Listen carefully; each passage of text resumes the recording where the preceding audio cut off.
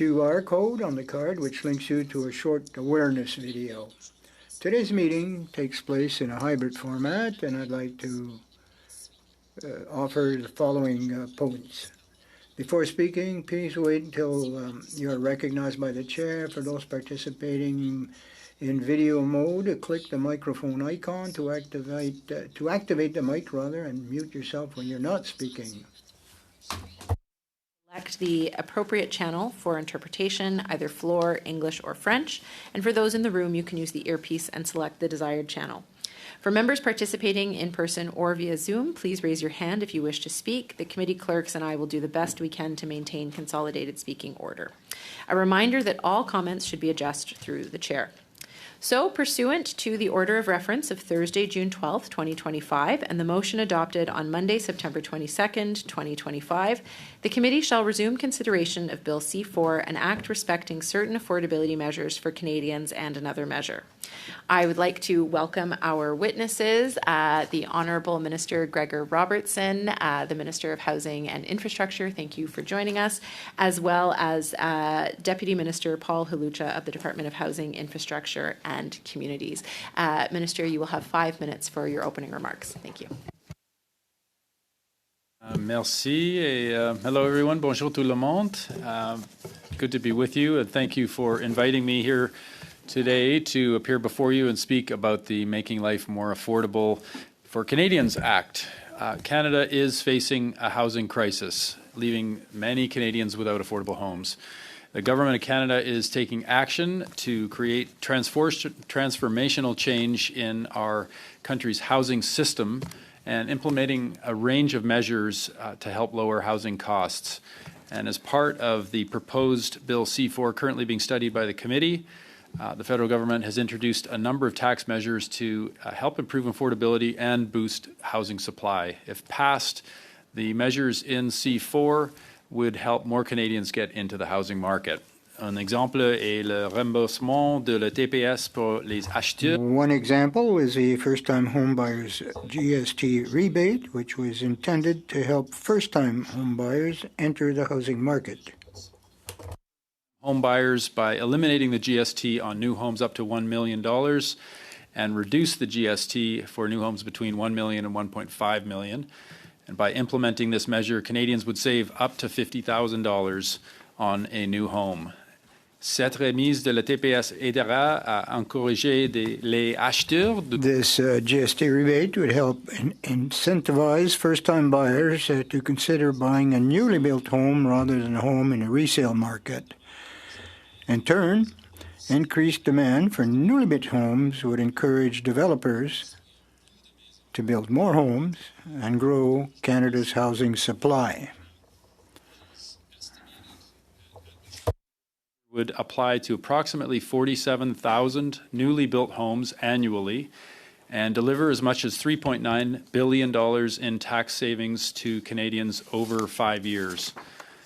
This measure would be available to eligible first-time home buyers who are at least 18 years old and are either a Canadian citizen or permanent resident. Buyers will not be eligible for the rebate if they have lived in a home owned either by themselves or their spouse or common law partner as the individual's primary place of residence in the previous 4 years. The rebate will be available for many different types of housing, including detached homes, semi-detached homes, row houses, townhouses, duplexes, residential condominium units, certain shares of co-op housing corporations, and mobile homes and floating homes as well. So it really applies to a very diverse range of different new homes. Cette mesure législative est qu'une. This legislative measure is only part of the government's plan to lower housing costs for Canadians. I launched Build Canada Homes, a new federal agency that will finance and build affordable housing. It will leverage public lands, offer flexible financial incentives, and attract private capital, facilitate large portfolio projects, and support manufacturers to build the homes that Canadians need.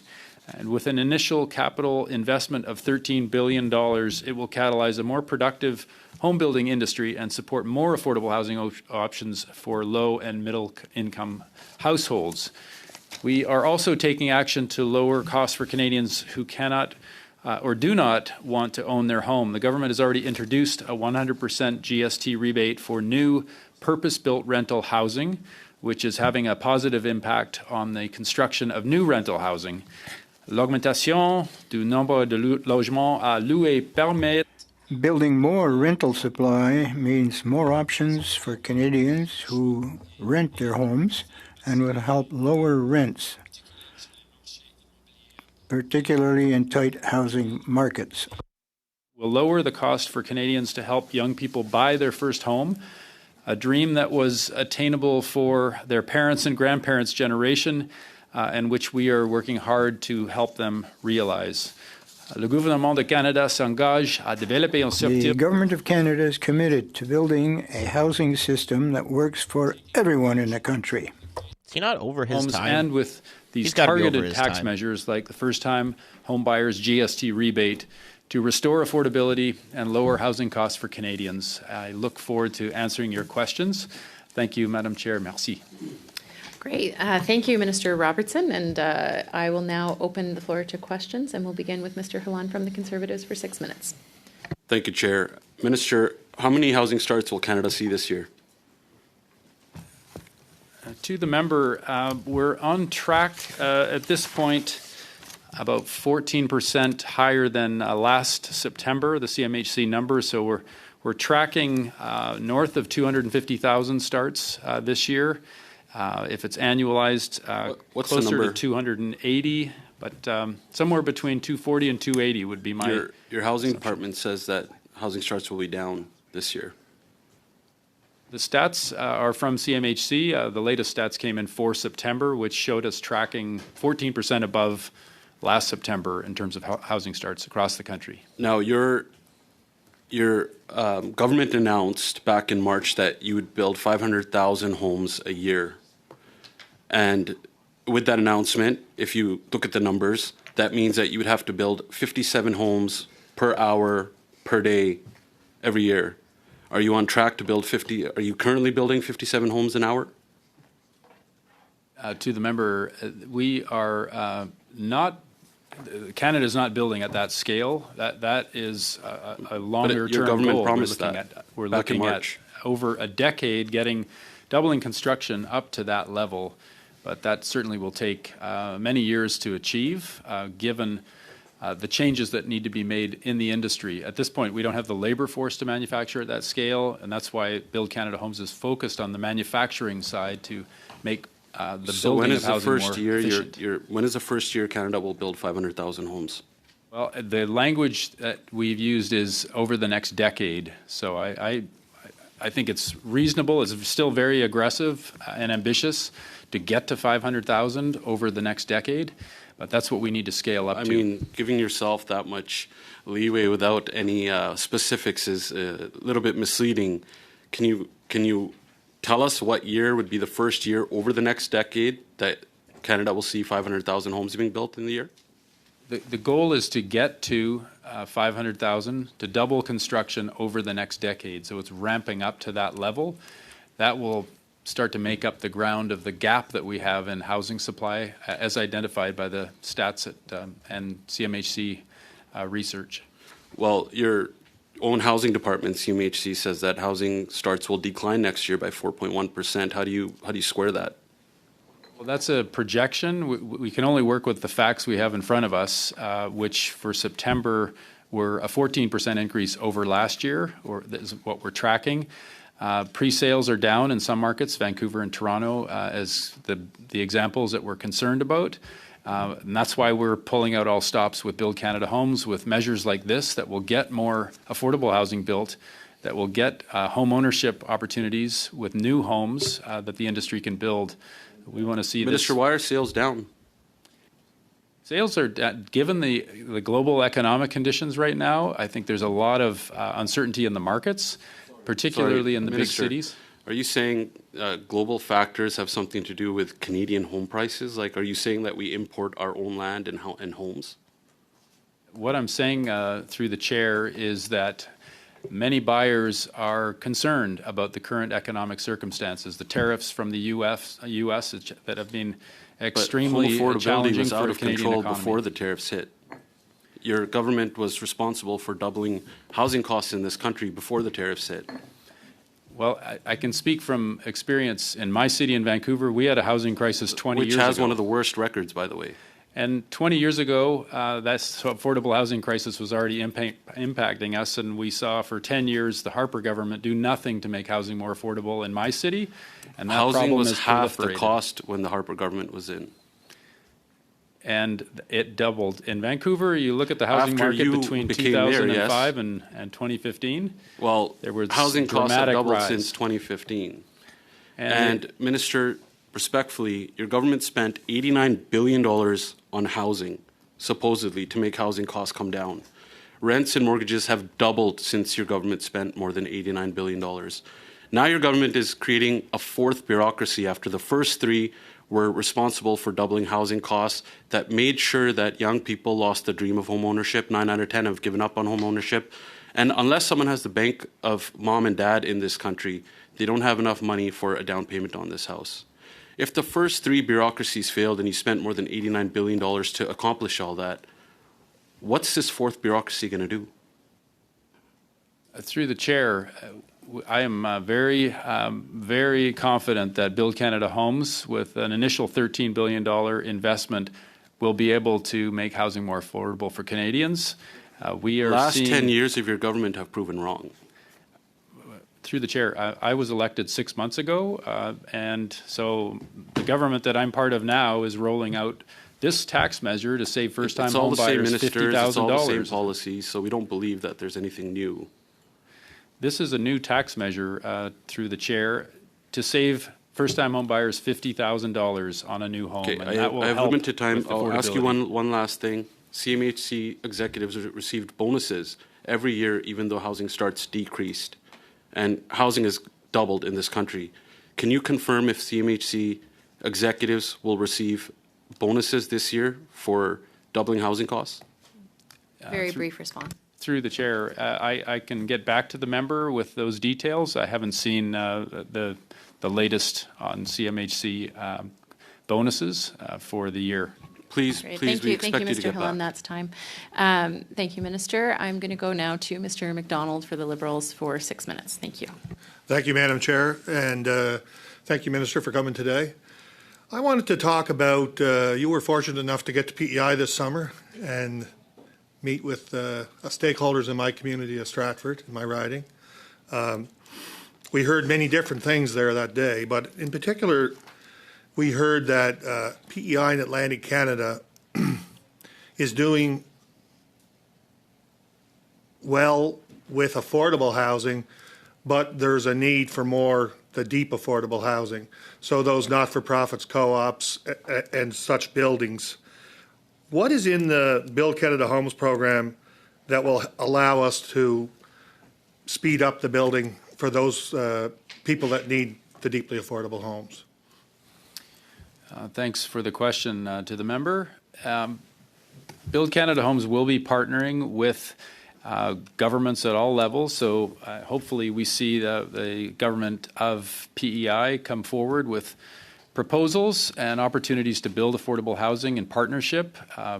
Build Canada Homes will help finance projects that have deeper levels of affordability, that from all the way to supportive transitional housing. There's $1 billion that is earmarked to go to those who are at risk of homelessness or currently without a home, and building transitional supportive housing in partnership with provinces. We need the provinces to fund the wraparound services, the health services that are critical for stabilizing people coming off the street and out of shelters. So we'll see a significant investment in partnership with the provinces on that deep core need housing. But also, I think I'm very encouraged by the interest in seeing projects, social housing, co-op housing, workforce housing, again, in partnership with provinces, in some case cities or First Nations, working with the nonprofit sector on the operating side and the private sector on the building side. I think it's It's using the strengths of all different sectors here and strategically financing projects or portfolios of projects that get the most affordable housing built as fast as possible. So, second question, and I was home last week, and I visited a lot of potential businesses that are looking into modular and prefab.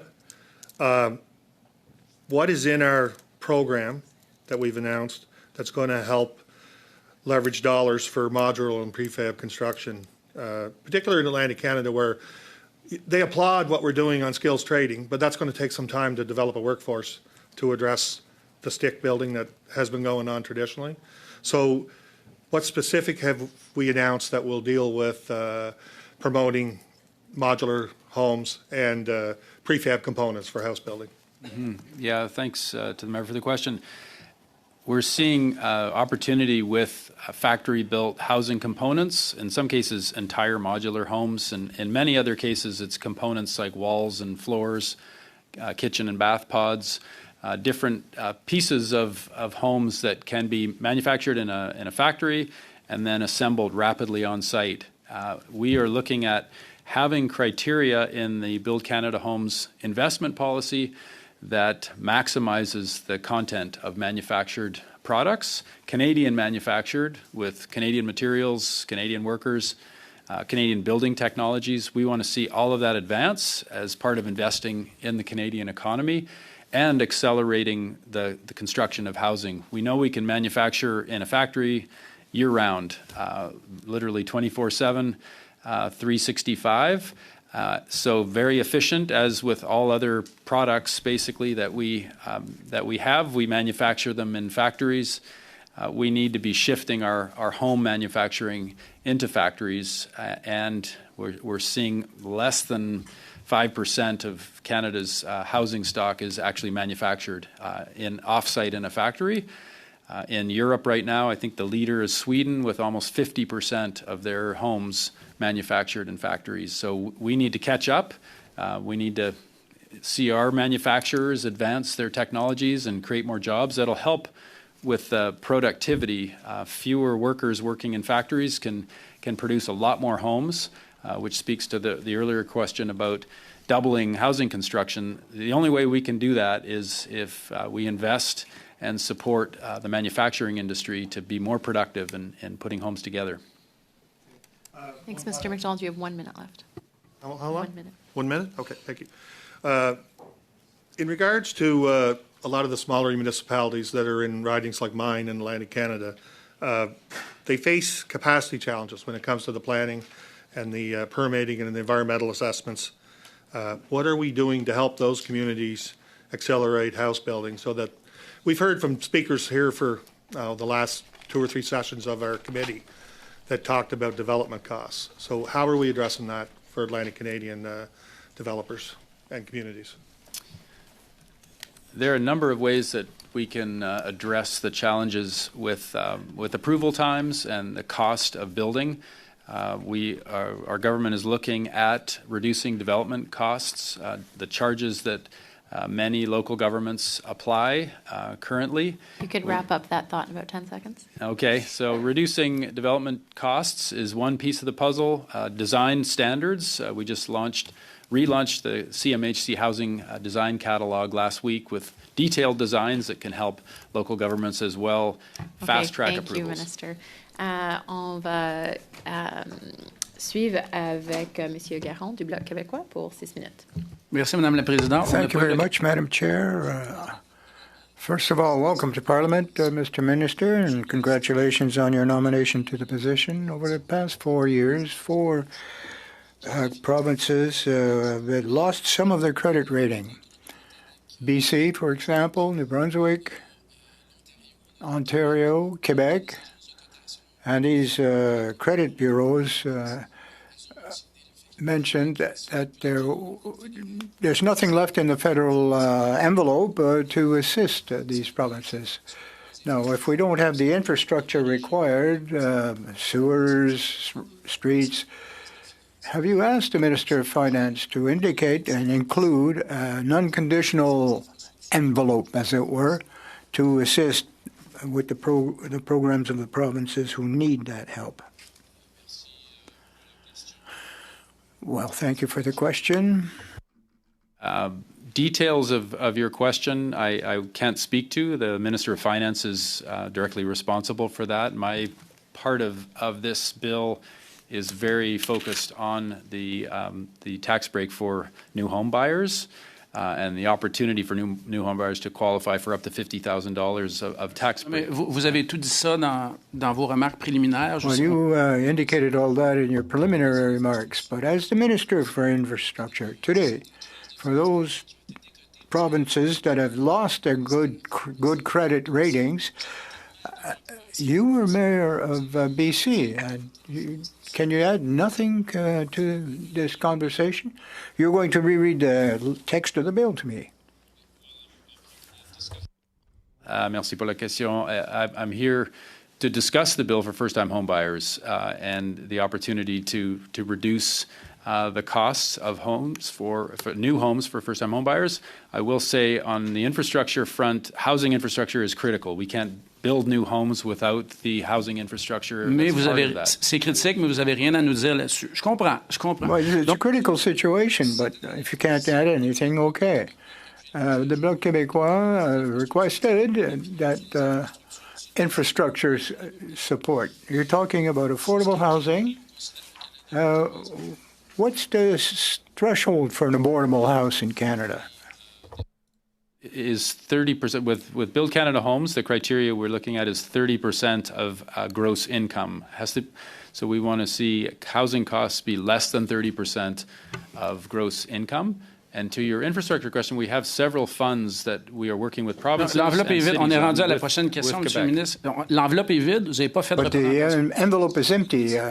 For the average Canadian, in the Laurentians, for example, can you offer me an example of a price? What is the price of a house, a home, that would be affordable? Is less than 30% of their income.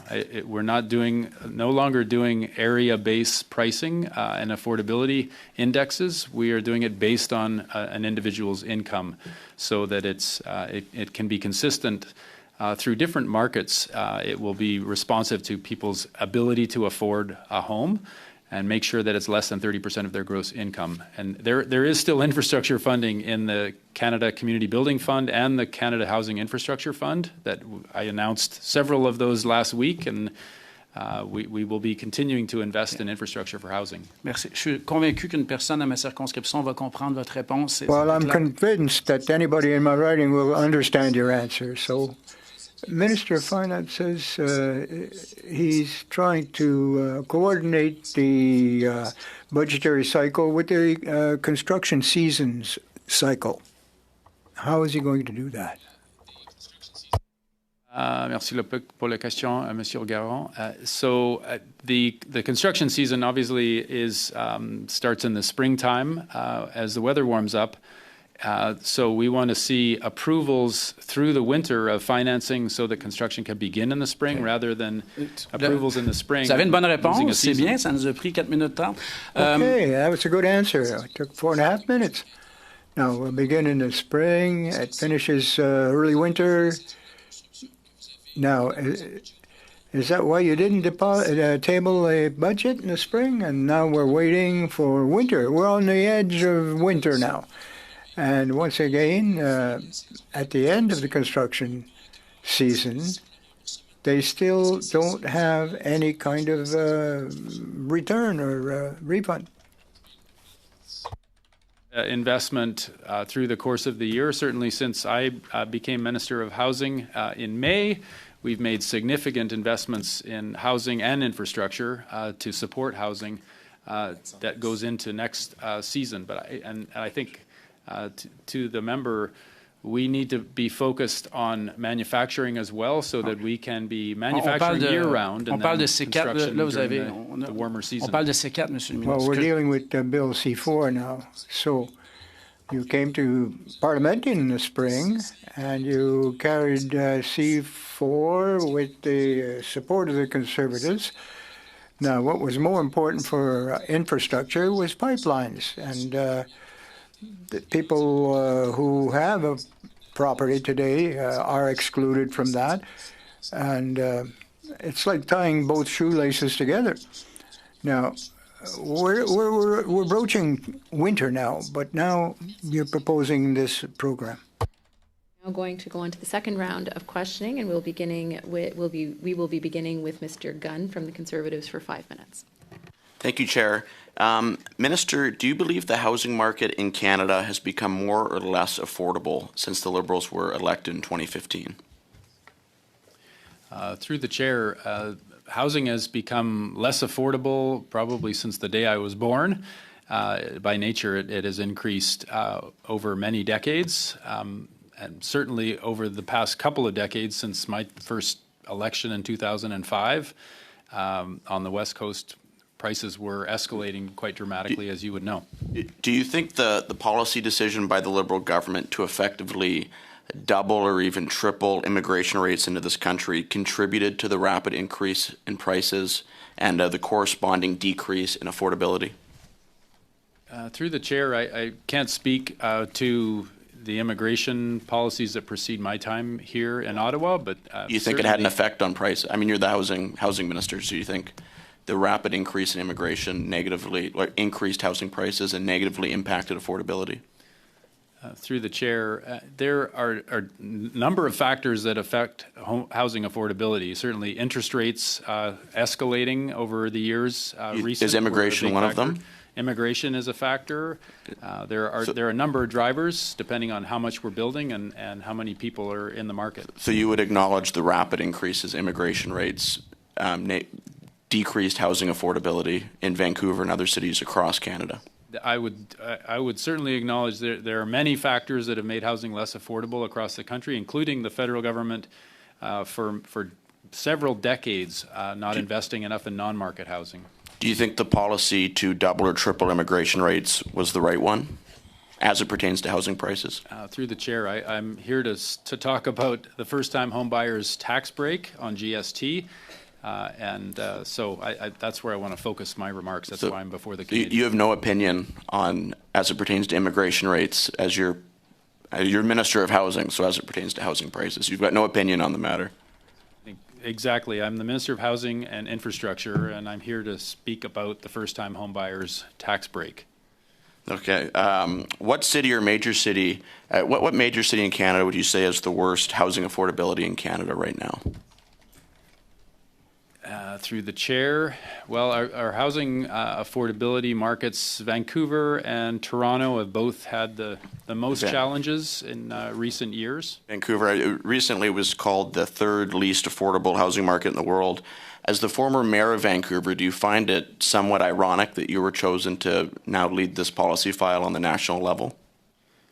Through the chair, quite the opposite. I think having lived through many challenges, getting affordable housing built and seeing prices escalate in my city as mayor, seeing inactive governments like the Harper government that did not deliver on making housing more affordable. So what? So having Minister, having housing increase while you were mayor is the prerequisite to being appointed as housing minister. You think that's a positive? Like that's a positive experience? Through the chair, I think understanding how housing works at the local level and understanding the importance of strong partnerships with the federal and provincial governments is critical to understanding how we make housing more affordable. I do remember the old adage that you learn more from your failures than your successes, although this might be taking it to another level. I mean, you oversaw the creation of the Vancouver Affordable Housing Agency, which was established to create more housing units primarily. You also promised, you ran as mayor to end homelessness in Vancouver, and I want to give you credit. You were the longest consecutive serving mayor in Vancouver's history. But let's look at the record on that key promise. Between 2008 and 2018, housing prices soared. Homelessness got even worse. Today, both issues are worse than ever before. So why should Canadians trust you to tackle this issue today as Canada's housing minister? Through the chair, I appreciate the member citing some of the examples which did yield very good results. The Vancouver Affordable Housing Agency has built thousands and thousands of affordable units of housing in partnership with the federal government in recent years, has delivered significant affordability in Vancouver. We have seen challenges, but also significant investments in affordable housing. And that's what we need to see across the country. Frankly, Minister, quickly, just in my last bit of time here, you previously said that you did not believe housing prices needed to come down in Canada. Do you still hold that view? Through the chair, to be clear, we need to see average prices of housing for Canadians come down. We need to build a lot more non-market housing to bring down that average cost. That's the focus here, is more supply that is affordable and targeted at the people who need it the most, like first-time home buyers being able to access a $50,000 Minister. Thank you, Mr. savings. Gunn. That concludes this round of questioning. We'll now go to Mr. Turnbull from the Liberals for 5 minutes. Thanks, Chair. Thanks, Minister, for being here and appreciated your opening remarks. I know we're here to talk about the GST rebate for first-time home buyers, but I want to we've heard from a few witnesses that encouraged us a number of times to think of the housing market as a system. You mentioned it being a system in your opening remarks, which was encouraging. It's also, as I understand, a very segmented market, right? Depending on your income, you're in that market in a different segment of that market. So what I want to do is ask you a question about the GST rebate, which is really just one of a whole number of measures that are geared towards helping first-time homebuyers get into the market, right? Like we did 30-year mortgages in the past, tax-free savings accounts, reduced mortgage insurance by 25%, and there's quite a long list. So it's a stackable. There's a combination of factors. So why is the GST rebate, the newest step that's going to help, and how does it complement those previous efforts? To really help first-time homebuyers get in the market? Through the chair, thanks for the question. So the GST break for first-time homebuyers is very targeted at first-time homebuyers and giving them the opportunity for home ownership. I've spoken about Build Canada Homes and the other very significant initiatives that we're rolling out to make housing more affordable. That's primarily for rental housing, for below-market rental housing. This is an initiative for home ownership that gives first-time homebuyers an opportunity to save up to $50,000. That's a big chunk, up to $1 million home, that will make a difference for affordability on the ownership on the market side. But we need a full array across the housing system. From homelessness to the housing market. We need to be very targeted and methodical going through and ensuring that we are putting in place affordability measures across the continuum of housing. Canadians in different parts of the country with different incomes, we need to make sure that everybody has access to safe, secure housing. So there's been previous measures taken by the previous government. Some of them on tax, as you mentioned, some of them on housing supply. The Housing Affordability Fund, we've seen investments in housing infrastructure that are very significant. As the member from Quebec mentioned, we need to see that comprehensive investment across housing infrastructure, on the specific supply of affordable housing, and also on the tax measures that make it more affordable. So in short, we're using every lever at our disposal to try and address the affordability challenges. That's what I hear you saying. I want to pivot to a similar but related question. In my riding, so I live in a suburb of Toronto, Whitby's just outside on the east side, and we're constructing a lot of housing. And some of it is sitting on the market. So it's all around the range, but under $1.5 million. So this GST rebate measure would actually apply to a lot of the units that are not turning over, which I understand developers need that turnover in order to finance their next project. So do you see this measure, some urgency in terms of getting this measure to royal assent? I kind of think that it may actually impact on the specific problem in my riding, which is the lack of turnover of some of those units. Do you think it will address that challenge?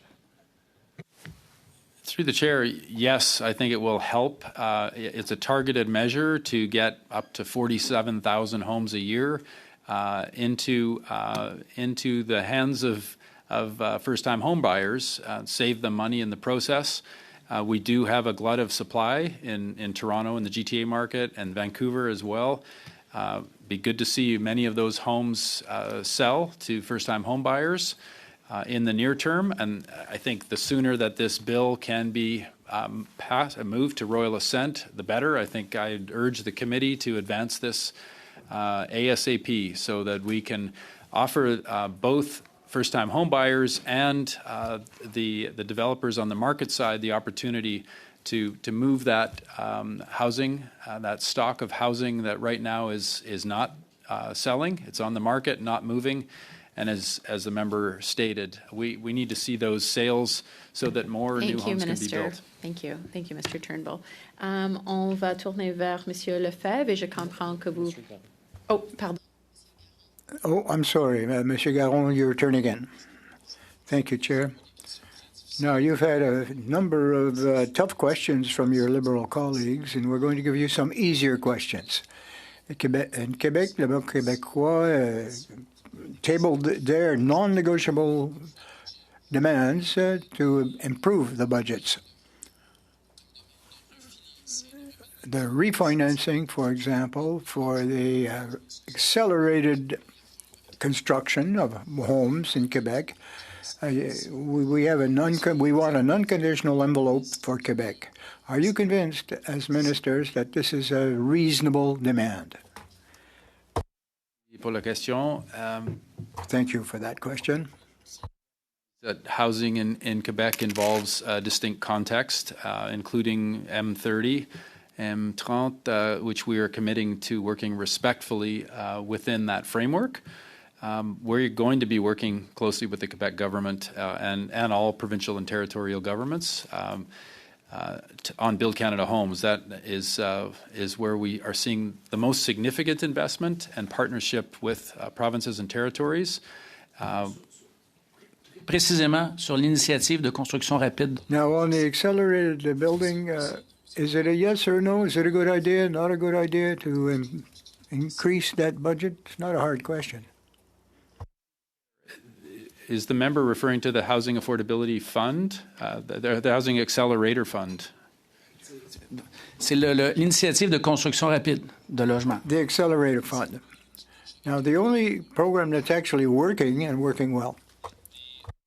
Affordable Housing Fund, the AHF that's administered by CMHC, is getting an increase, a top-up of $1.5 billion, which we announced recently, so that there is more funding available to the provinces, territories, to build affordable housing as Build Canada Homes ramps up and takes over that. Merci. Il me reste 20 secondes. Une question 20 rapide. seconds left for me. So here's some snap questions. How many youth or people under 35 years of age without the assistance of family funding or other kind of support in order to get their access to the rebate, the GST rebate? Sorry, thank an you, exact Minister. number, but it could. We're done with the time for that round. On va aller vers Monsieur Lefebvre pour 5 minutes et je comprends que vous allez partager le temps avec Madame Copina. So, Mr. Lefebvre, and you'll share your time apparently? Yes, thank you. Well, Build Canada Homes, we're looking at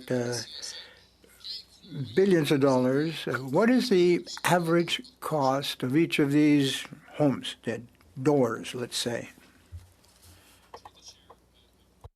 What the question is, the coverage cost is... Votre budget pour votre projet de 13 milliards, vous nous avez dit que vous allez... 13 billion, 14,000 homes. Now, how did you get that? Because otherwise it's 3 million per unit, 2.2 million per unit, not billions. Be absolutely clear, the initial projects that were announced, which were 4,000 homes on Canada Lands Company across 6 sites and 700 units in Nunavut, is just the very beginning of Build Canada Homes investments. We anticipate seeing at least 50,000 homes built with the initial financing across Canada. Ministre, combien le coût moyen que vous avez calculé? What average price per housing unit in this budget? You talked about 30% of salary, for example. Now, 30% of a salary doesn't give us a number, an actual quantum. So what's the average price per unit? To construct a unit does vary across the country in different markets. A ballpark is between $300,000 and $400,000 to construct a unit. But certainly we see a range of that, and we need to bring that cost down with manufactured or factory built. Merci pour la réponse, Monsieur le ministre. J'ai seulement Thank you. I only have a few minutes left. How many new employees have you added to the structures? The organization. In the Build Canada Homes, you must have added some kind of FTEs. So, how many FTEs, if you wish? I think at this point there are a few dozen who are in most cases seconded to Build Canada Homes as a special operating agency. So it's people who've been working Merci, Monsieur le Ministre. Je vais passer la agencies. parole à ma collègue. I'm going to give the rest of my time to my colleague. For its lowest level of housing starts in the last 30 years. Home builders, contractors, and suppliers are struggling. Some are even considering shutting down, and I received a number of phone calls over the last few weeks. If we lose this capacity now, we risk losing the skilled workers and the businesses that we need to actually boost construction. The government had a chance to go all the way to cut GST on all new homes, but chose to go only halfway. Isn't this the time to support all housing starts, not just a few? Through the chair, initially our goal is to implement this first-time homebuyers tax break. It does affect up to 47,000 homes a year. It's almost $4 billion in GST break, which is very significant right out of the gate. So we want to see this implemented ASAP, and then, you know, if there are next steps needed, we consider Minister, those. we have a housing crisis, so why go halfway and not apply it to all new houses? We're trying to get new houses built for people to be able to buy them. Why go halfway? Through the chair, we don't have the data that demonstrates that this is only halfway. This is a targeted measure for the market to make it more affordable. This is only for first-time home buyers. So it wouldn't help, for example, somebody who lost their house because of an affordability crisis. It wouldn't help a young couple that has a condo, wants to buy a house. It doesn't apply to a senior who wants to downsize. It wouldn't apply to all these groups of people that may want to buy a new house. It only applies to first-time home buyers, and at the limited $1 million mark. So why go halfway on the GST rather than apply it to all new houses if we're actually trying to support and boost the industry to build more homes? A very brief response, please, Minister. Yes. Well, this is a targeted measure for first-time home buyers, and we have several other tools. I've mentioned Build Canada Homes and the work that Build Canada Homes is going to do to make housing more affordable and build at a scale that is unprecedented. So we're going to see a number of different measures across the housing.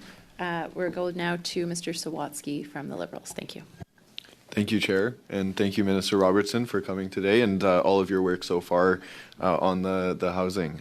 So, you know, housing is a foundation of health and a productive economy, and I'm glad to see that it's a priority right now of the current government. You know, I know, for example, in my riding, there's a lot more investment needed for people who can't afford housing or who don't have housing at all. Shelters are over capacity, affordable units are disappearing faster than they're being built, and there's a lot of people living without stable homes. So this is a social issue, but it's also an economic one. It's straining our labor market, our health systems, and local communities. And it's also, housing is deeply connected to things like mental health, public safety, and the toxic drug crisis. So this doesn't exist in isolation. So you mentioned earlier the $1 billion earmarked for transitional housing. So I'm wondering if you could maybe elaborate on the rollout and how that's expected to have an impact. Through the chair, thank you to the member for the question. We signaled $1 billion of the initial $13 billion for Build Canada Homes will be focused on affordable, transitional supportive housing. So we're looking at modular solutions that can be built within the next 12 months to get people from the street or from shelters into stable, supportive housing with wraparound health and social services. We need provincial partnership to deliver on those wraparound services. Those are critical for ensuring people are stable as they move in to homes, and ideally we're transitioning those folks through the transitional supportive housing into permanent housing. I think that's been a proven path in many cities. Certainly in my city, we built 600 homes and temporary modular homes in 2018 for people who were homeless or at risk of homelessness. A very successful track record of people transitioning into permanent housing from that. So we want to see that initial $1 billion allocated and with those modular homes with supports up and operating before next winter. That's the big goal here. So we are reaching out to partners across the country to deliver on that, to the provinces to fund the services that support that supportive housing. I think it'll be a really important initiative for tackling homelessness and making sure we can help people get off the street and out of shelters. Thank you. And I'm also wondering if you could elaborate on how specifically provinces can support with mental health and substance use services. Yeah, thank you for that question. It's obviously a critical element of stabilizing people in housing who have been homeless. Certainly mental health and addiction rates are much higher with people who are suffering from homelessness. So there's a combined effort there with our provinces and territories, with the health services, the mental health support and addiction support that's needed. I think across the board, we need more support on drug treatment for addictions. We certainly see that as a complicating factor in helping people who are struggling with homelessness. So I think we need a holistic approach here that integrates the health supports very directly into the housing that's needed. Thank you. I'm wondering also if you could touch a bit on the recent developments with co-op housing and non-market housing. Certainly, through the chair, we are very bullish about working with partners across the country on co-op housing, and we know it's a great solution for part of the housing market. It delivers affordability, it delivers community building. My riding, Vancouver Fraserview South Burnaby, is the highest number of co-ops of any riding in BC. So I know firsthand how successful those co-ops are in terms of providing affordable housing and great communities to live in. And we want to see a new wave of co-ops created across Canada that offer Canadians more affordable options for housing. I think it's a big part of our solution here, and we will be working with all the partners, the Co-op Housing Federation of Canada, certainly an important partner on this, and many of the local partners, as well as seeing provincial and territorial and city partners participate in creating co-ops. Great. Thank you, Minister. Thank you, Mr. Sawatsky. We'll now go to Mr. Kelly for 5 minutes. Thank you. We've heard testimony at this committee in the last couple of meetings that condominium pre-sales in Canada's two most stressed housing markets are in absolute free fall. Down 90% in Toronto, down 70%, I believe, in Vancouver. How on earth is your government going to see the level of starts in the years to come when there are no pre-sales today? Through the chair, thanks to the member for the question.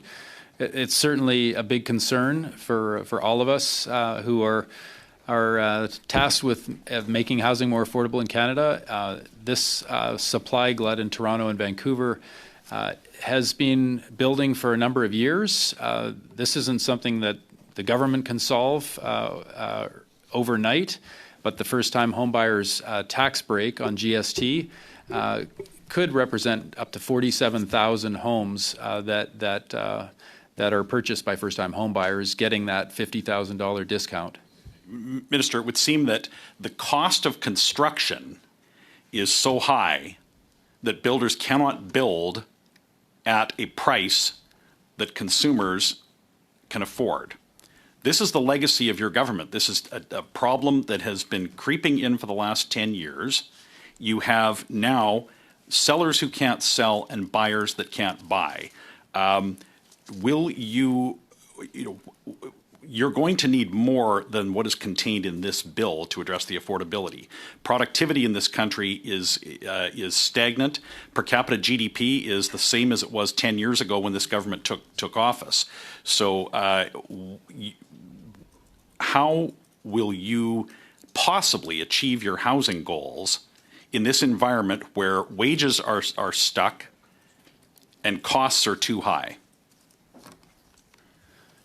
Through the chair, well, we have quite an array of challenges. Certainly the global economic conditions, the tariff impacts complicate matters right now for the housing market. We know what we can deliver in terms of government support on non-market housing, and that's Build Canada Homes' big mission right now with $13 billion dedicated to focusing on non-market. This new first-time homebuyers GST break is a targeted approach on the market side that, again, will affect up to 47,000 homes. Hopefully that makes a big impact. We're also going to be reducing development charges in markets across the country to help bring down the cost of development. Okay, let's talk about development charges. As Mayor of Vancouver, development charges went up, it looks like about 330% during your tenure as mayor. So when did you come to the realization that development charges contribute to the crisis of affordability? So development charges are very different across the country. Vancouver is unique from many other markets in Canada in that the price of market housing is much higher than the cost side. So in order for the city to pay for the housing infrastructure, which is necessary to build the housing, recouping some of that cost through development charges was a strategy. Otherwise, that whole extra margin would go to developers. So when you were mayor, it was something that you just had to do, and now that you're the minister for housing, it's a problem. The challenges now across the country are that development charges have increased in several markets. Some parts of Canada do not have development charges. Are there any cities higher than Vancouver? Vancouver has been at the high end, particularly because the prices are higher. So if the development charges didn't make up that difference, if the development charges didn't make up that difference, all of that cash would go to developers. So the city's approach was to capture some of that gap between the market price and the cost to build community investment. You said that your government is going to reduce development charges. Is there anything in C4 that will accomplish that? No, that's an additional measure. Again, C4 is focused on first-time homebuyers and cutting GST. We have a number of other measures, and decreasing the cost of development is one of those that we're working on. So the carbon tax, the consumer carbon tax is removed in this bill, but the industrial one remains. Does the industrial carbon tax contribute to the cost of housing material? I can't speak to that as the housing minister. I don't think it's related to the affordability well, we had challenges testimony Thank you, Mr. Kelly, and thank you, study. Minister. That concludes the time for this round. On irait à Monsieur Lavoie. Vous avez 4 minutes. Mr. Lavoie, 4 minutes. Thank you, Chair. And thank you, Mr. Minister, for being with us this morning. I'm in Beauport-Limoilou, and the first priority in that particular riding is housing. So I really take this to heart. Over the past week, we weren't sitting in the House. I met a lot of organizations working in building trades of all types of housing, modular, co-op, portable, and I was very, very interested in a number of projects that they have launched and that they have a lot in the order book. Now, how will Build Canada Homes coordinate with the federal government, the provincial government, the municipal government? I was with my colleagues, like Mo, from a different riding.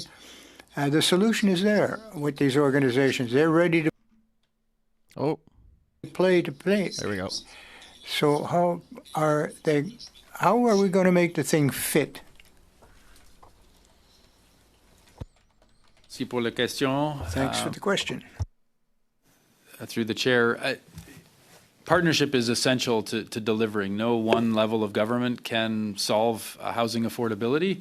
It's a very complex housing system in Canada, and although we're, as an example, we see housing starts and the market in Quebec more stable, and in many cases more affordable than other markets across Canada. And I know the government of Quebec has been very focused on housing affordability and delivering for their people in Quebec. So we need to make sure that the partnerships recognize the strengths of each level of government, of the private sector in terms of building and construction, of manufacturing as a big opportunity. And Quebec has lots of great manufacturers who can produce housing projects. We need to connect the dots to Canadian materials. We want to see as much Canadian softwood, particularly from our provinces. BC and Quebec are very, very vulnerable right now because of the softwood tariffs. We need to see as many new homes built with Canadian wood, Canadian steel and aluminum to support all these other industries. So it's a complex set of partnerships that delivers more affordability and invests in the Canadian economy. And we're looking forward to very strong relationships with Government of Quebec and make sure that we collectively can deliver for people with more affordability. Et rapidement, il me reste 45 secondes. Quickly, I don't have much time. The advantage, I think, would be have one interlocutor with Build Canada. Is this what you're aiming at? Is about a one-stop shop for affordable, non-market housing. That's where the focus is, and making sure that everyone who's building or seeking affordable housing in Canada knows Build Canada Homes is where they can come for federal government support and partnership. OK, ben merci, Monsieur Lavoie. Thank you, Mr. Lavoie. Well, I just wanted to raise my hand so that you come down on the hammer. So, of course, I want to thank the witnesses. Monsieur Garon. J'ai une question procédurale, Madame la Présidente. I have a procedural question on the timing of our interventions. We started the last round, but in the past, we had 2.5 minutes, and a little less for the blog. But this time, it seemed that everybody got the full 5 minutes apiece. And I'd like to understand which standing order, what rule applies, because we don't have the time to get a full round in, if you will. So could we have some clarity on that? Well, let me check with the clerk, and we will suspend. Well, I have a very, very good question, but I'll send it to him by writing. Yes, we'll look forward to that. Thank you. So thank you to the witnesses. We have to... Okay. Lately, while they suspend, I'm going to switch over to, I believe we're going to switch over to OGGO. I'm just checking on I don't want to listen to this guy in the ethics committee. We'll switch over to OGGO for the next hour. Oh, Second not piece, smelly cat. just being that any documents that are being circulated would be sent only to our P9s. We cannot amend a sub-amendment. We'd have to dispose of this first. So perhaps we can dispose of this sub-amendment first, and then perhaps you could propose that. But I'm glad you brought it up. Sure. It allows us to have the discussion in a rather informal way that we do. Does anyone else wish to speak on the sub-amendment? Miss Gaudreau? Bon, je vais être sûr de bien suivre. I want to be sure I'm following this properly. The proposals on the table, on our side here, will give us access to important information. I'm thinking of the citizens who will say, fine, you're doing your job, and it'll be in camera. We'll decide, of course, what's important. Not in camera. We're dealing with Mr. Genuis's sub-amendment to your amendment. Ms. Suds had suggested in camera, but we'd have to either pass this, then get to your amendment, pass that, and then sub-amend that to add the in-camera. Donc, Monsieur le Président, I understand what you're saying, but yeah, we'll have to get to that. Donc, il y a deux options. Okay, there are two options then. Either we're ready to vote because there are other proposals on the table, or we have a consensus here. That's what I saw at the Procedures Committee when we see that there's consensus on the proposals. But I can withdraw my motion too. Genuis's sub-amendment that has come out, and that the departments and agencies tasked with the document production suggest redactions, and that the committee reviewed the redactions with the parliamentary law clerk. So it goes to the original amendment offered by the Liberals, which is to have it redacted, and I've seen this before where the officials say this is what we'd like to redact and why, and that's presented to us. So we don't get it redacted, we get this is what we want redacted. So that's what Mr. Genuis had suggested to add to yours. So he was agreeing with yours, but just add that the redactions are reviewed with us.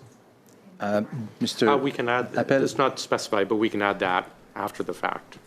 But I assume. Oh, sorry. Sorry, I was just addressing Ms. Gaudreau first. Yeah. So are we clear with that, Ms. Gaudreau? Entendre mon collègue. Well, I'd like to. Je veux justement essayer d'éclaircir, Monsieur le Président. Je pense que mon collègue.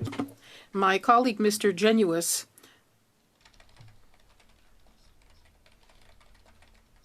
I think my colleague, Mr. Genuis, had an amendment instead of Ms. Gaudreau's amendment.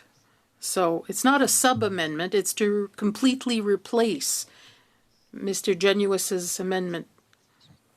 So we'd have to vote her amendment down and then introduce his. We can't have him introduce an amendment when we're debating her amendment. Je comprends, mais un amendement.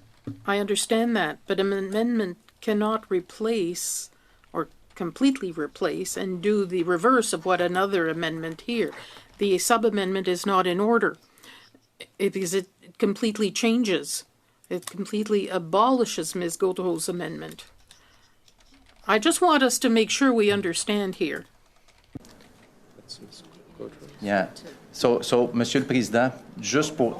Mr. Chairman, just to facilitate this. Mr. Chairman, just to facilitate things, I think that if we could have unanimous consent that Ms. Gaudreau withdraw her amendment, we're just talking about the second one, and then we could add the in-camera part, it would be easier than amending something that's not the intent of the committee. Do the sides get a sense, everyone, all three parties get a sense we're getting to where we want to be at in camera with redacted and that? Can we suspend for like a minute, get everyone together so we can go ahead and draft, so we don't have someone dropping an amendment and then walking out the door? Mais c'est exactement pour ça, Monsieur le Président. Thanks for minutes. Okay. So just because we tuned in a little bit late there, the issue is that Stellantis just recently announced that it's shutting down its factory and it's moving south, right? So I can't remember the exact number. I know it's hundreds. I think it's thousands, actually. Is it 4,000 or something like that? The amount of jobs that are lost because of that. And the issue is now, well, can we see these contracts? OGGO is going to be in camera a lot this session. No, they're talking about when they actually do the study, because the contracts are quite confidential between, the government and client confidence. You want to make sure you're not showing all your cards and what the 3,000 jobs, what the contracts contain, because you do want to preserve some sort of client confidence there. So they were the issue was, what can they redact in order to keep it okay? And then the Liberals were like, why don't we just go in camera for that? And the argument is, no, we want to keep this as public as possible because it's public tax dollars that went towards this, and we want to be able to study it in a very transparent way. So they're trying to balance transparency between keeping things as under the books as you can, kind of thing. Because you don't... I personally wouldn't want, as a company, if I was doing private deals with certain governments and this was my offer to one government and this was my offer to the other, and the reason why I took this government's offer was because of XYZ, I wouldn't want my company's information being put out in the public. But at the same time, I probably wouldn't take $13 billion from a government and then a couple years later say screw you to the government and go to another country. That's probably not the right thing to do, but yeah, it's happened. So now they just want to study it, and the issue of in camera is that when they do study it, they just want to make sure that they're keeping everything as confidential as you get what I mean.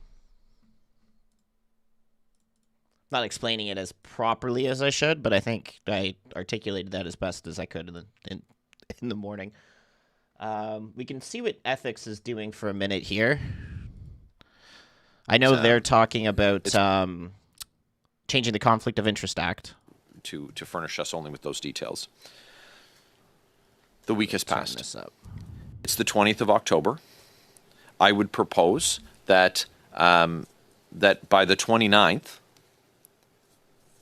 the Prime Minister's office furnish us with the materials as ordered by the committee, and then we consider what to do next.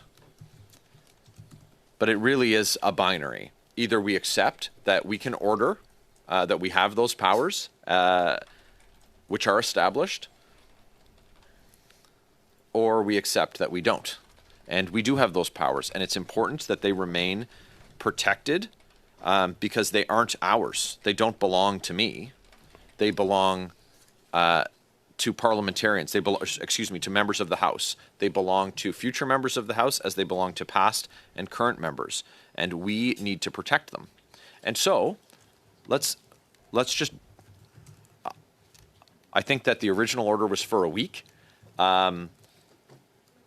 This is a week and a half, but I'm going to be specific and give a date, the 29th of October. And I know that the committee doesn't need to do anything. The chair could furnish them with a letter. You've been charged with the committee to request this information from the Prime Minister's office already. So that already has happened.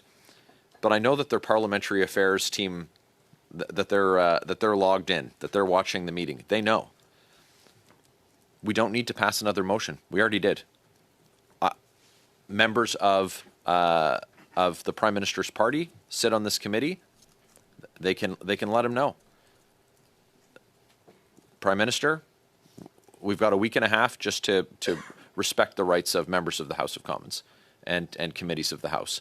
And I think that was the intention.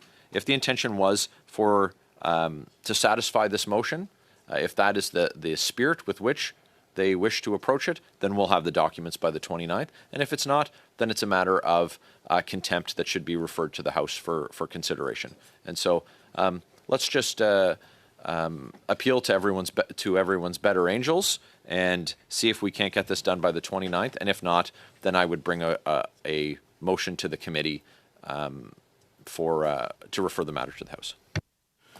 Okay, thank you, Mr. Barrett. I guess, you're quite right in the sense that what I'm looking for is direction from the committee on how they want to proceed with this, if in fact they feel that all the information hasn't been provided based on what's in the motion. I can, obviously through the clerk, we sent the motion to the Prime Minister's office and the Privy Council office. They responded back. There is the option of the chair sending a letter on behalf of the committee. But again, this is where I'm seeking guidance and feedback on. Monsieur Sarré, vous avez la parole. Mr. Sarré, I wanted to respond to your question. I would just like for our team to take a minute, if we could suspend so we can discuss. And I would like to share my point of view afterwards, but I would like for us to suspend for just a minute, please. I will give you that time for 2 minutes. 2 minutes? Okay. 2 minutes, That's okay? just for Because I don't want to okay. come back and have another Okay, no, suspension. okay, You take 2 minutes and then we'll go from there. Meeting is suspended for 2 minutes. Okay, and OGGO still suspended. They are going after contempt. LOL, no damn games. Yeah. I think in this issue, this is Barrett pushing to have the meetings that Carney went to made public and who he met with and what they discussed. And the issue there is there any lobbying going on? Because he met with a lot of business owners during his recent trip, right?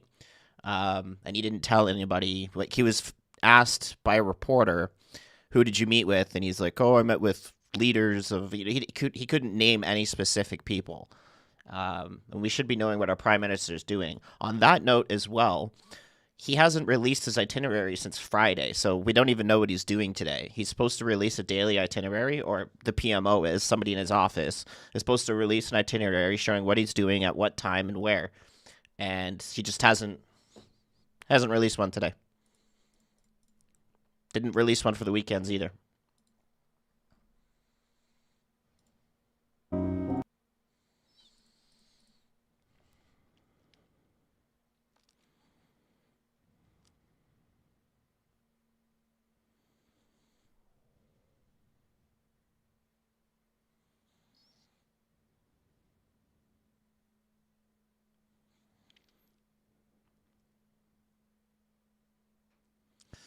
Government business should be made public no matter what it is. They are not our bosses. They are our servants. If the boss doesn't know, then things go sideways quickly. I would agree on that. It depends what it is, though. Like, for example, certain procurement for national defense, I don't think that all needs to be made public. We don't need to be telling our enemies what we're looking at buying in terms of missile defense or aircraft, things like that. There should be like a budget presented to the public so they know how much they're spending on said stuff. But if we wanted to procure some, intercontinental ballistic missiles, I don't think we should be publicly telling everybody in the world where we're looking at getting those from and how much. And Nicole, thank you so much for the 5 gifted. Really appreciate you.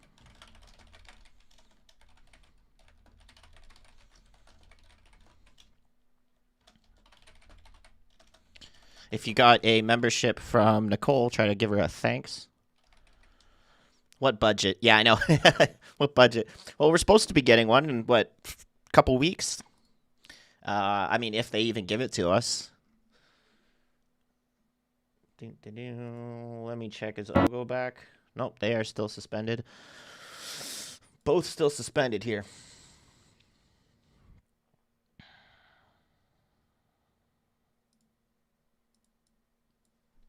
I'm also just making a link for question period right now, which will be at 2 p.m.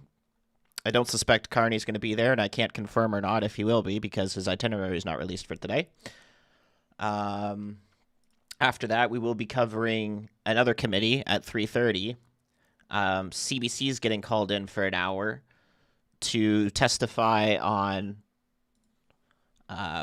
where they plan to go after they just hired a new CEO. They got rid of that last chick who was arguably an embarrassment when she was in committee and public speaking. She was really bad. That red-haired chick, I forget what her name was. That's national security and is reasonable, but if Carney is profiting from it because he's invested personally, that should be disclosed. Yes, 100%. I agree with that.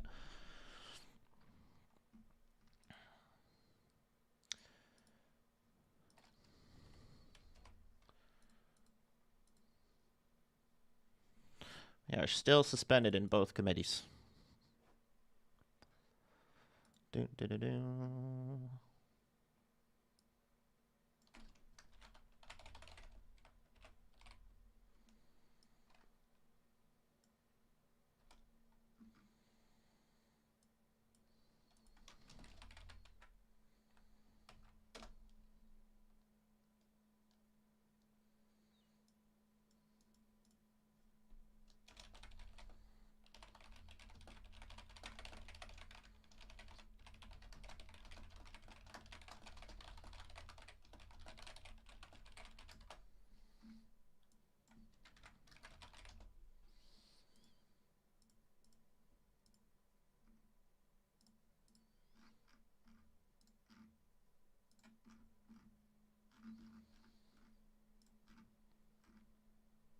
Okay, we're back. I'm going to go to Ms. Church. There were some discussions that happened between the parties that I think we can find a quick resolution to this. Ms. Church, go ahead, please. Thank you, Mr. Chair. We are, in principle, fine with returning the motion. I think what we'd propose is that we amend it, maybe a friendly amendment, to include that the motion apply to the Privy Council office in addition to the Prime Minister's office. So we think that may elicit some of the additional records that Mr. Barrett is seeking here. I'm going to have to refer to the clerk here because I don't have an official motion that we're discussing, but if it's direction from the committee, and correct me if I'm wrong on this, perhaps the easiest way to deal with this, Ms. Church, is for me on behalf of the committee to send a letter to the Prime Minister's office and the PCO, the Privy Council office, clarifying what the committee's position was with respect to the motion and expecting a response from the Privy Council office by, what date did we? 29th. 29th? Okay. Is that, I mean, that might be the easiest way to deal with this, frankly, rather than go into a formalized motion, because we've already disposed of the motion already. Yeah. So we can't amend something that without a motion being on the floor. So I'm seeking guidance on. I'm in your hands, Chair. Okay. That sounds reasonable to me. Does that sound reasonable to you, Mr. Barrett? Or if I may, so I think that if on consensus we're giving direction to you, Chair, to request the information consistent with the original motion, to include the Privy Council office. And I say to include, as a matter of principle, I do think it's very important that we establish the rights of committees to order the production from departments and ministries, including the PMO, including the PCO. I very much appreciate the opportunity to be precise in this. And what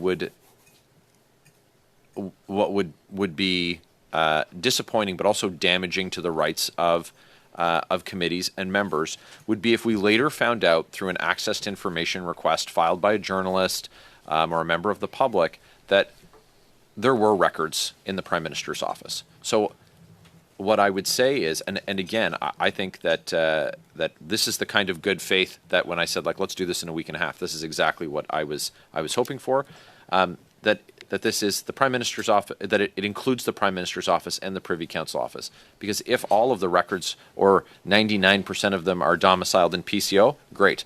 But if there's some exchanges that happened in the Prime Minister's office that are captured by the original motion that perhaps just weren't furnished to the committee originally, I think that being provided to us by the 29th would satisfy the intent of what we're looking to achieve here, and then we would have established that the committee's right to that information was respected by the PMO and by the PCO. So that's really the only precision. I just want to make sure that we're not saying, okay, well, there's nothing that the PMO has, so we'll go all to the PCO. If it, like I said, if there's nothing pertinent, it is what it is. But if we later find out through another means that something gets caught in an ATIP, well, it's a problem that then would need to be rectified again by the committee or by the House, and let's just avoid it on the front end.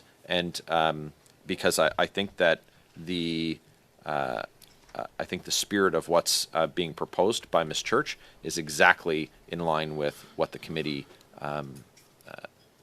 the motion that the committee passed. Yeah, and I do take your point on that, Mr. Barrett. We have to proceed on the assumption that information is available as well, right? It may not be available through the Prime Minister's office. It may be. That's up to them to determine.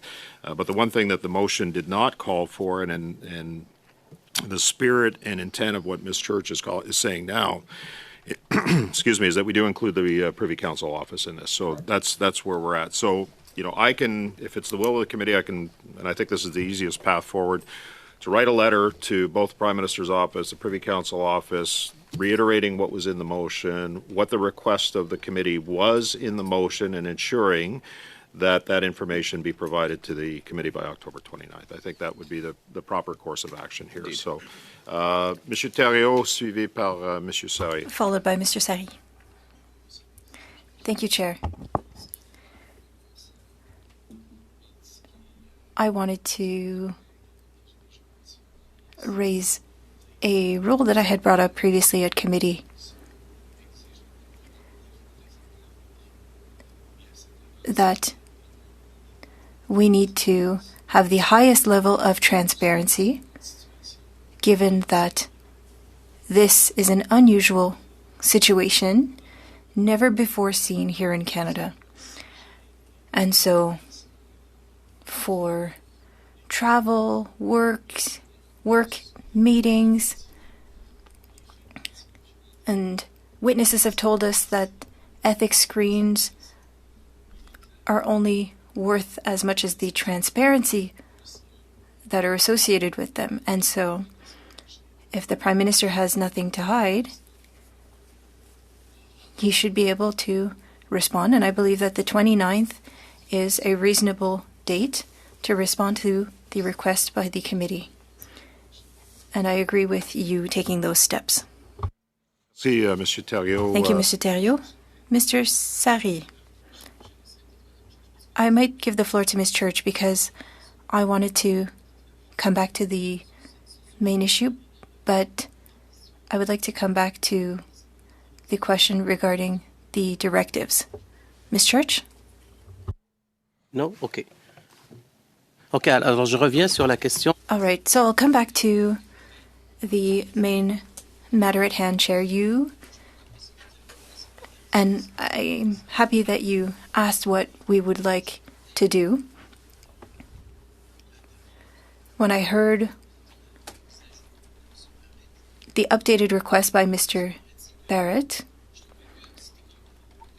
I found that it seemed like an update, and there were things added,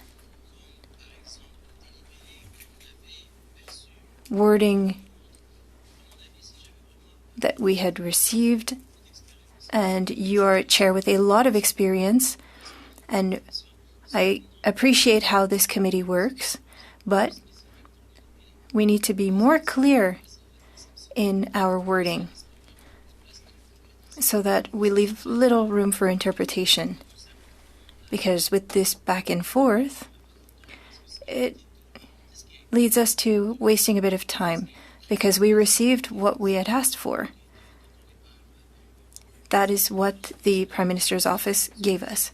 And so in future, Chair, when we are writing motions, I think that, and it's our understanding on this side of the room, that everything that was requested was given. And then now we have an update on what is exhaustive, complete. This is slowing things down, and it makes it seem like the request was not responded to, even though it had been responded to. It was responded to quickly, but now we're requesting more information. I think that the initial request was not clear enough. Thank you, Chair. Hardy. Mr. Hardy. Mr. Hardy. Thank you. I just wanted to follow up on what was said. Here at committee, we've wanted to look into our principles and stop trying to focus too much on the little nitpicky details.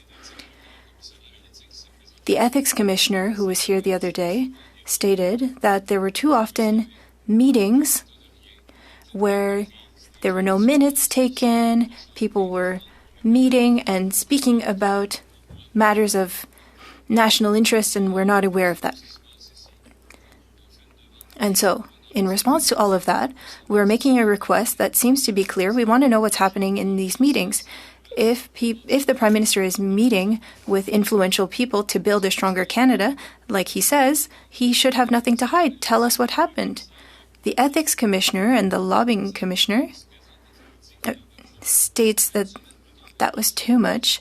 A week later, we receive a list with no additional information. We don't know when they met with each other. We don't know what was said at these meetings. And we need to believe in good faith that it was in Canada's interest. But we want Canada to believe in its institutions. So that's our role. I don't have an issue with us wanting to have well-worded motions. I think that it was clear we wanted to know what was happening behind closed doors, and it's in the interest of Canadians. I think that we'll work as a team and we'll be able to reach that goal. Hopefully, it's not something that you guys already knew and that you slowed the process down willingly. If we want to work for Canada, we have to stop with the nitpicky details. We need to listen to our experts who are saying we need more transparency, we need to know who was met with and at what time, we need a registry. And when we ask for that information, it needs to be given. Thank you, Mr. Hardy. I don't have any other hands up on this. What I'm going to do with the clerk is to reflect what was agreed to, and I want to thank Ms. Church for proposing this. And it will, the minutes will be reflected in this way, and that is that it was agreed that in relation to the motion adopted on October 8th, 2025, and the documents received, that the chair send a letter to PMO and PCO to reiterate the desire of the committee to receive the documents requested no later than October 29th. Does that reflect the spirit of the conversation that we just had? And we're all in agreement with that? Okay, thank you for that direction. That closes that matter. The second matter I want to bring up is the issue of witnesses as it relates to our Conflict of Interest Act study. We have been reaching out to numerous witnesses who, from the lists that have been provided by all parties. The challenge that we're finding is, in the absence of any context from these witnesses, they're wondering why they're being asked to appear before the committee. So I'm asking all members of the committee that for the witnesses that have been provided up to this point, please provide a little bit of context so that we can relay that.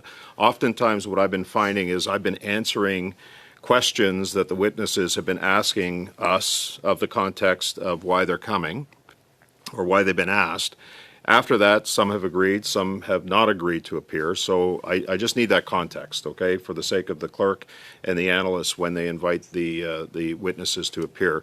The second issue is if there are witnesses that have outright denied wanting to come to appear before the committee on this study.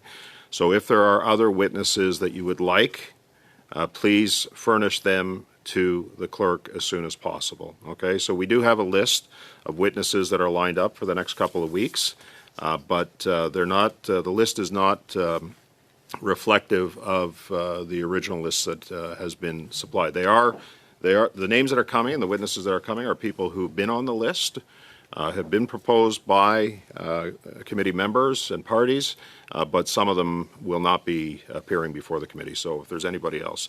Mr. Barrett, go ahead. If we contact the clerk's office for the list of witnesses that we've furnished who have declined, will she be able to provide that, Chair? We've got it all. We've got it all in front of us here. Perfect. Absolutely, 100%. Thank you very much. Okay, so you'll get a. Well, what I'm going to suggest is that we're a little proactive on that. That we have the clerk send that out to you rather than you. Ask the clerk for that, and then we can see where we're at on the witness list. Okay, and if there's anybody else that needs to be added, I encourage you to do that. Okay, so just a bit of a challenge we're having right now. So I just wanted to bring it to the committee's attention. All right.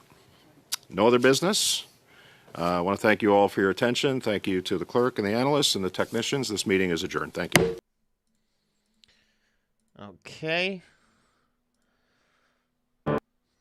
OGGO's still suspended. And it doesn't look like they're coming back anytime soon. We're just going to call it here. We've got a little bit of a break, about an hour and a half until question period. I did put the link in chat earlier, but there it is again for question period. And then afterwards, we will be in committee as well at 3:30. And we're going to hear from CBC. So a little bit of a busy day today. Also, I heard from Chris that there was a bit of a kerfuffle this morning in OGGO while we were watching the Liberal Housing Minister Gregor Robertson in committee. So I'm going to go back and watch that right now, and I'll put that clip on the channel because apparently Garnet Genuous went off pretty well. So if you take a look at the top of the channel, you see the Stand Forum playlist. I'll go ahead and put that out there because it was on at the same time. But yeah, so we've got a little bit of a break. We got an hour and a half. And I will see you guys in a bit. Thanks, everyone, for watching. And just before I go, thanks, Just Me Nicole, for staying in the club, and Andrea Smith for joining, and Just Me Nicole for the 5 bomb. Thank you so much. Cheers, guys. I'll see you soon.